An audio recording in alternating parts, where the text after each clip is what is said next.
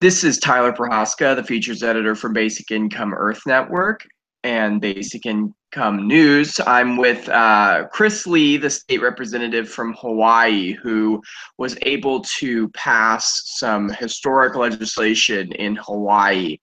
In fact, as far as I understand, it's the first time that a state is ever looking at researching a full universal basic income. So thank you, Chris, for joining us today. Thanks for having me. It's great to be here. So I want to get into some details about what this working group will do and what some predictions you have. First, can you tell me what exactly will this working group be looking at? So this is a new discussion, but it's also at the same time not a new discussion. Here in Hawaii, we've had obviously a high cost of living for some time, and we've got a lot of issues in our economy that have been making it more difficult to earn a living and make ends meet. And so I think in that context, this is the first time that we're, I think, taking a ground up approach to say, how do we actually build a new system for a 21st century economy in which innovation and automation are beginning to displace jobs, and ultimately take care of our people here in the state and ensure that everybody has a fair shot and opportunity to do something with their lives. And I think that's sort of the fundamental value set that we're going to look at. So it's sort of putting everything back on the table again, with the end goal of making sure that people have opportunity here. And so there's a couple pieces of the puzzle that are going to have to come together that the working group's going to start to assess. One is, what's our economic situation today? First of all, where are we here in Hawaii with respect to exposure to job automation and displacement of workers and all the rest of it, which we know is coming down the pipe. And we've already seen the national numbers, which show roughly 47% of all jobs today could be replaced within the next 20 years. And when you look at our economy here, we're looking at about a little bit less than that, maybe like 45% of all the work that's being done, which could be automated using today. I mean, these are real threats, and that really puts a clock on what the working group's going to do. So the first step is assess that. Take a look at what the state's currently spending on social services, on unemployment, on welfare, on housing assistance, and give us a baseline for what we're already spending, and then compare that against where we're expected to be 10 years, 20 years down the road. And that will give us, I think, the goalpost between which we really want to figure out some solutions. Because we know, I think today, it's safe to say that if we do nothing, the taxpayers for these social programs that we're already spending money on is going to go through the roof. To say nothing of the kind of unemployment and other changes in the economy that are going to exacerbate income inequality and limit the opportunity for people to work and to make a living and to live and to have a basic quality of life that I think we can expect and should expect here in the wealthiest country on the planet. So that's number two, is take a look at what we're currently spending, what our resources are that we can bring to bear. And then the third step is to look at, all right, what are the options that we have to meet that end goal of creating some sort of form of basic economic security for everybody. And there's a lot of forms that basic income can take, of course. So it'll be doing a financial analysis, looking at everything that's on the table right now to hopefully come up with some answers that have real world implications and real world numbers attached to them, so that we can then decide which direction we want to go. So Chris, can you give a little bit of historical context to what this working group actually means for the state of Hawaii? Why do you think it is a historic moment, for example, for the basic income movement there in Hawaii? Well, here, I think this is definitely an an inflection point where I think we have to acknowledge that the challenges that face us are far larger and far greater than our existing infrastructure and economic system is equipped to deal with. And this isn't new, I should say. Obviously, the United States, decades ago, back in the late 60s and early 70s, had national discussion about doing something similar to this and providing everybody with a basic income. But for, I think, a whole new generation that has since grown up, this is new. And I think it's an opportunity we have, even for people who have been around, like my parents, for example, who have long forgot that discussion even took place. It's an opportunity to redefine our values and to commit to taking action and actually using this opportunity to do it before our economy begins to globalization. So I think it is somewhat a turning point, and I'm really hopeful that this actually goes somewhere, because I think ultimately we have no choice, and it is inevitable that we see some sort of paradigm shift in the way we're doing things. Where do you see the working group and its progress, for example, in the next year? So the way it's set up, it doesn't have an end to it, because I think this is a conversation that's going to take multiple years to even get data on and then to take action. But the first step, of course, is convening everybody, which hopefully we can get everything, everybody, all the key stakeholders identified and on board this summer. And really, I think, hopefully use that time to actually identify the questions that we even need to ask, because, at a first glance, we don't know what we don't know right now, especially since the economy is changing on such a rapid pace year to year.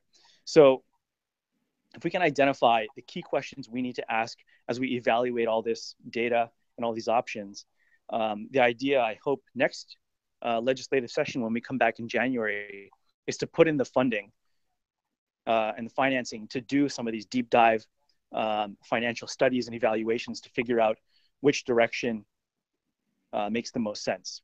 And also in that time, build partnerships with outside organizations and other folks who are working on these exact same questions, like Y Combinator in Oakland and folks in other countries. There's a lot that I think can be shared.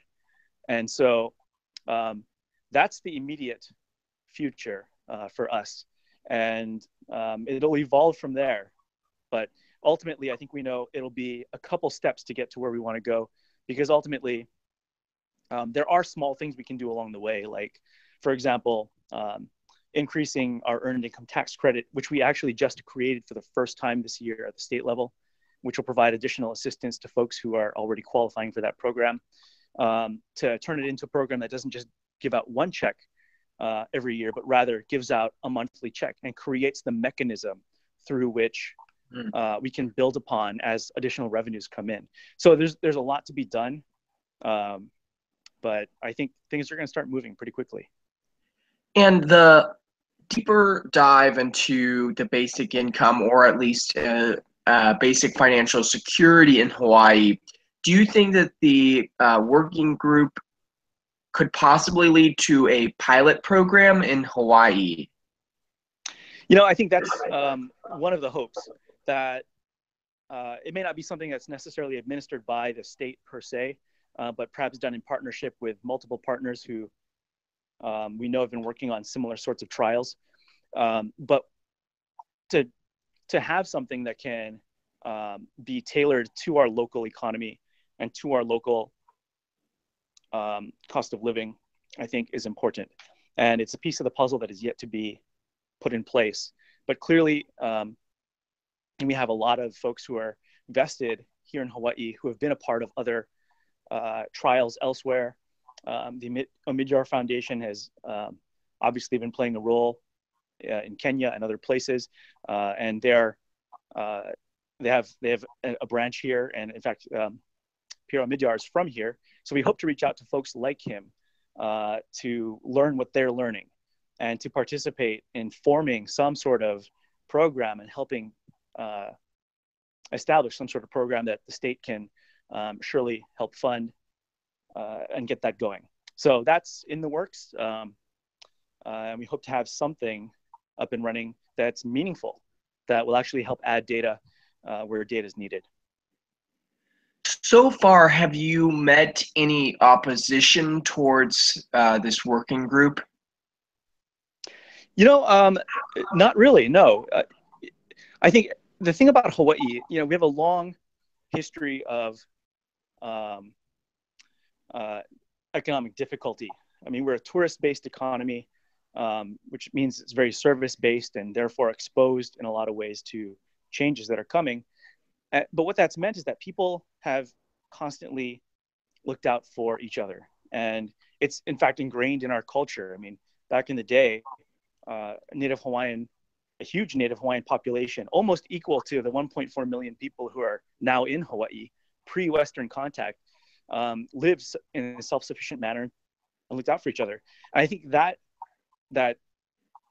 respect for one's neighbor and that aloha spirit is something that drives our value set.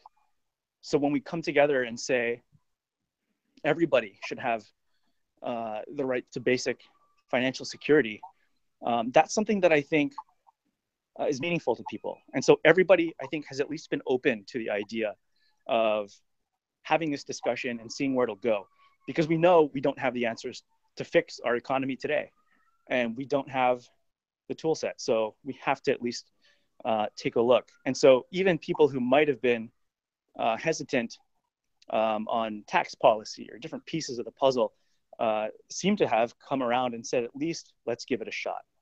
Let's have this discussion. And so when we actually passed this, it passed unanimously in the legislature, which I think is telling. But also, I mean, we had support and testimony from labor unions, from the Chamber of Commerce, from social justice advocates, and even regular people. And that's something that I think opens a door to a meaningful conversation that can be had outside the lens of partisan politics or ideology or what have you, and actually have a real discussion about our future, because ultimately we're all the ones that are going to be living here 20 or 30 years from now and longer. And we want that economy to be solid. We want our kids to be given opportunity that may soon be taken away from them. So I think it's important. I think people are on board. Well, I think it's a testament to your ability that you were able to get both parties to vote on something that a lot of people see as controversial. And I'm kind of curious, what was that process? Did you have anything that changed from your initial vision about the working group once it passed? And what was it like working with other legislators on something like this that maybe they hadn't even heard of before? Well, the most exciting thing is that there were other legislators who had heard about this before and who understood what a UBI was and the concepts behind it. And that's something which sort of blew me away. It wasn't a lot. I mean, there was a handful of legislators, but the simple fact that there's a little bit of awareness, I think, speaks volumes.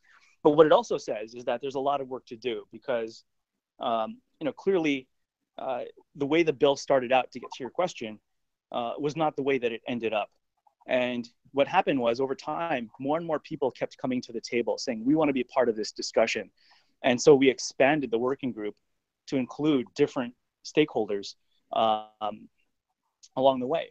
And even since the resolution passed, we've had a tremendous outpouring of interest from local businesses or from other stakeholders, and certainly folks from around the world, of course.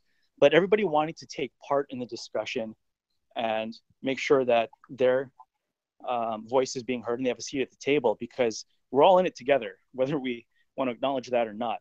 And this is something that I think galvanizes people in a way that we haven't really seen in a while.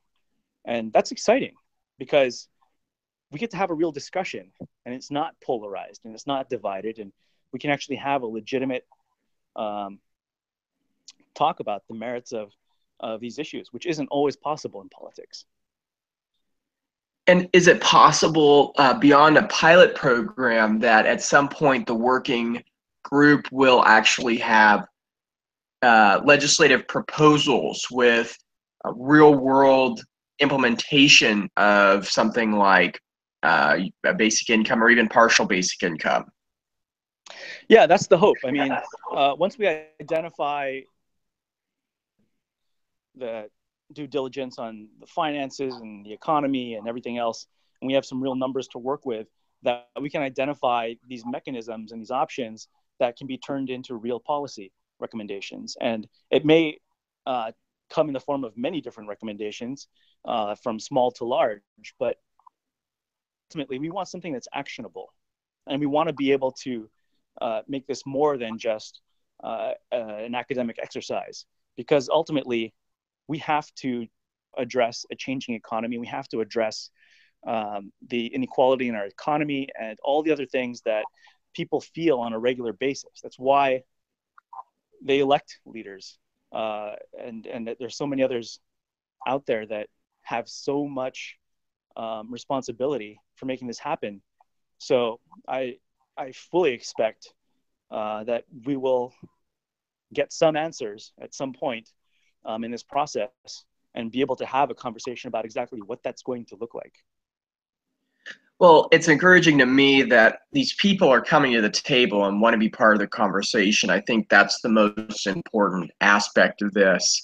And I'm wondering, how long did that process actually take? When did you begin the work on this legislation?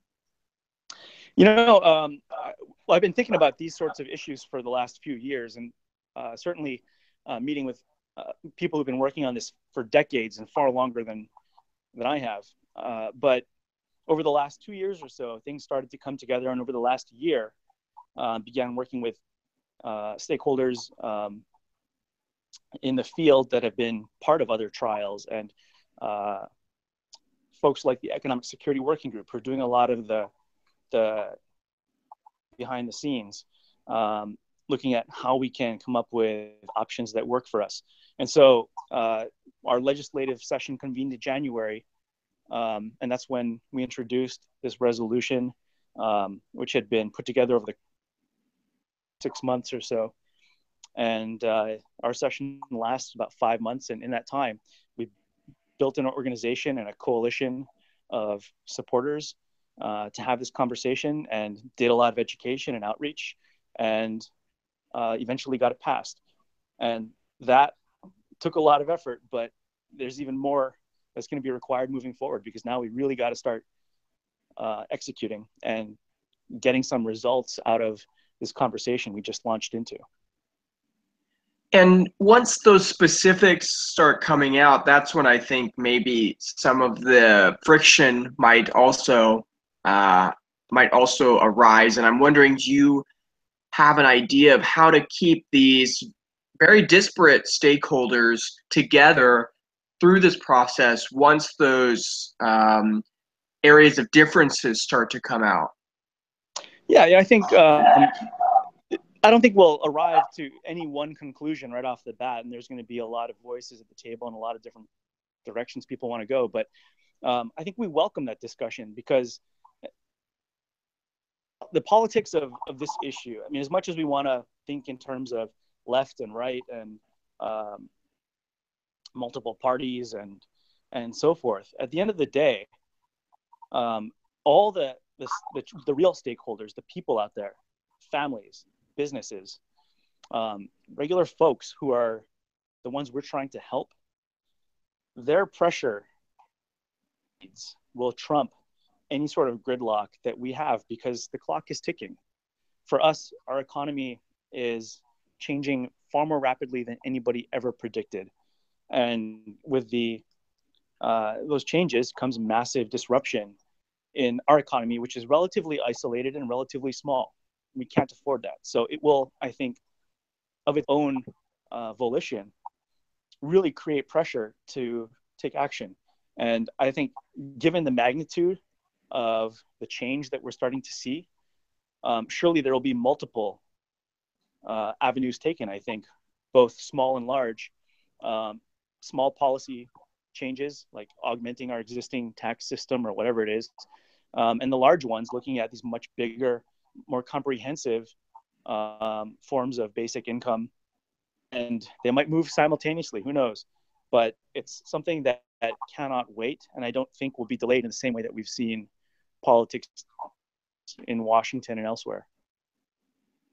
And has there been any surveys done in Hawaii measuring some of the awareness and possibly support towards a proposal like basic income?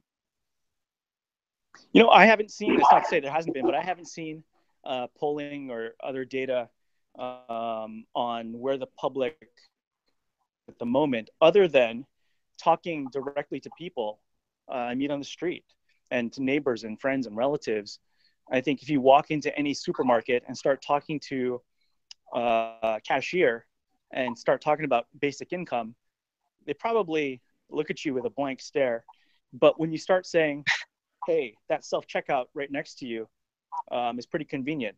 Are you worried that your job might be replaced by one of those? And immediately a light bulb goes on. And absolutely, there's a concern there. And the next question is, what am I going to do? How am I going to earn a living? How am I going to find another job? And can the government help me? Or can somebody else help me? And I think that's a realization that this time around, in our generation today, I mean, in this point in history, that kind of pressure did not exist in the 1960s and 70s in the same way that it does today. So I'm curious to see how those attitudes have changed over time. But if anything, I bet all my money that people are more concerned today about the future of our economy and the nature of their own futures in this climate than ever before. So you mentioned that one of the areas that the working group will look at is Hawaii's social safety net system and possibly ways to improve upon that with maybe basic income or other proposals. So I'm wondering if you could kind of go in depth a little more about what are some of the areas of Hawaii's current social safety net that could be improved upon. Well, like I said before, I think we just this year established the state earned income tax credit, which has been one of the most effective tools that any state or the federal government has been able to wield to empower people that are less well off or facing financial difficulty or what have you. And that's something that I think there's a lot of support around. I have to go double check, but I'm pretty sure that passed, if not unanimously, with maybe only one vote against at most. And I think that underscores the need for the kind of continued, not the need for the continued support, but that it definitely is driving us. So there's that, which is, I think, the most relevant recent case. We've got a lot of federal support out there.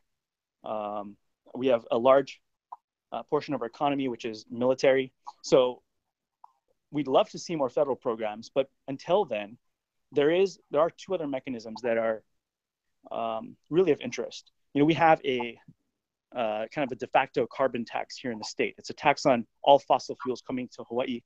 And because we don't have any indigenous fossil fuels, it's a tax on all fossil fuels. It raises about $45 million a year.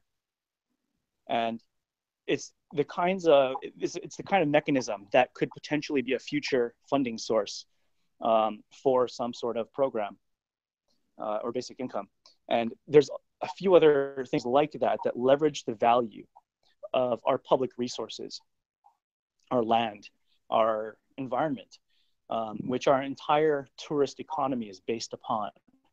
And so as we look at our state constitution, which is one of the strongest in the country, we've already protected that.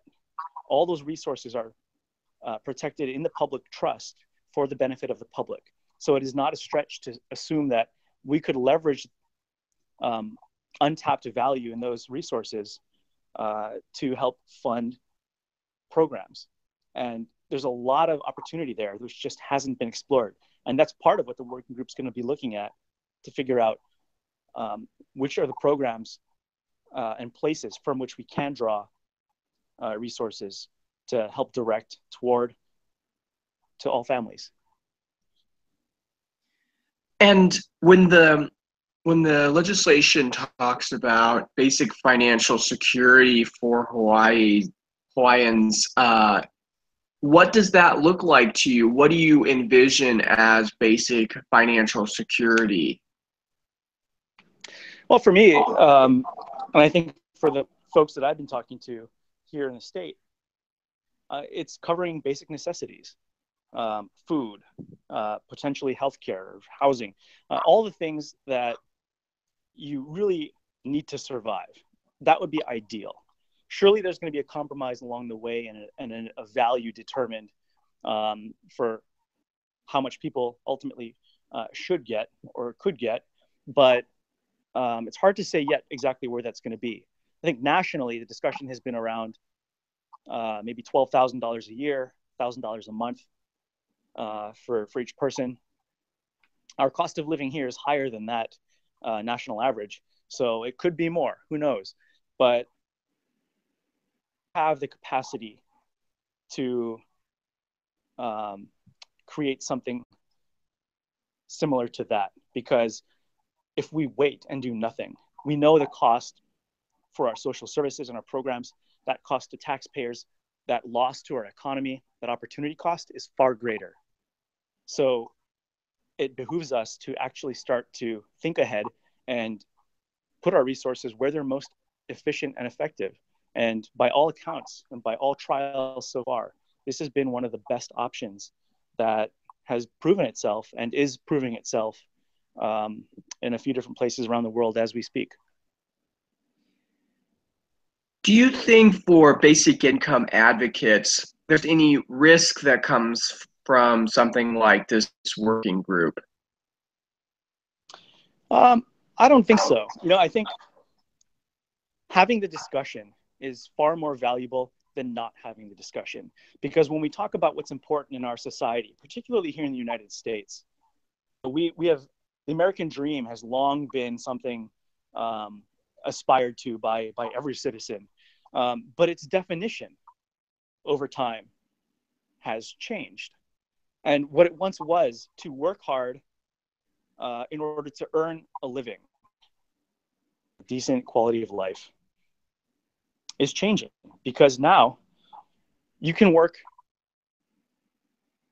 almost an unbearable number of hours at an average wage job and still not to be able to afford a basic house and basic health care in this country today. That is something that is untenable and unsustainable. And that's something that we have to change. So I think over the long term, evaluating what it means to make it here in this country. And that's where this discussion really starts to center around the value set that underlies all the technical and political terminology and all that other talk. It's what's important to us. And I think it's fundamentally that opportunity, everybody, basic security that allows them to be what they want to be and do what they want to do without fear of complete disaster. And if we cannot do that in the wealthiest country on the planet, then we have truly lost our way. And for you, what was the catalyzing moment? Was there a particular inspiration to do this kind of direction for a working group? I think yes. I think part of what's been lost, and perhaps more of the academic talk about the structure of a basic income and who it should apply to and all the rest. What's been lost in that, I think, is perhaps some means to actually effectuate it and get it into the highest levels of discussion in the public and in government in many places. And so I think creating this and pulling people together around the question of achieving specific values, such as ensuring basic financial security to all people, is something that opens up the space to have that discussion about how to get there is going to look like. I think launching into a question over or pushing one particular answer from the start is a political no-go. And I think there's a lot of evidence everywhere in modern history showing that this hasn't been able to come to fruition in a major way in any country around the world intentionally. And so I think that can change, especially now where you have a new generation that is stepping up to have this debate at a key time when their future is on the line and things are changing so rapidly that we have almost no other choice to do it. But I think to do it, it needs to be done right. And I think that starts with a statement of values and is followed on by a discussion open to all that brings all stakeholders to the table in order to meet those values that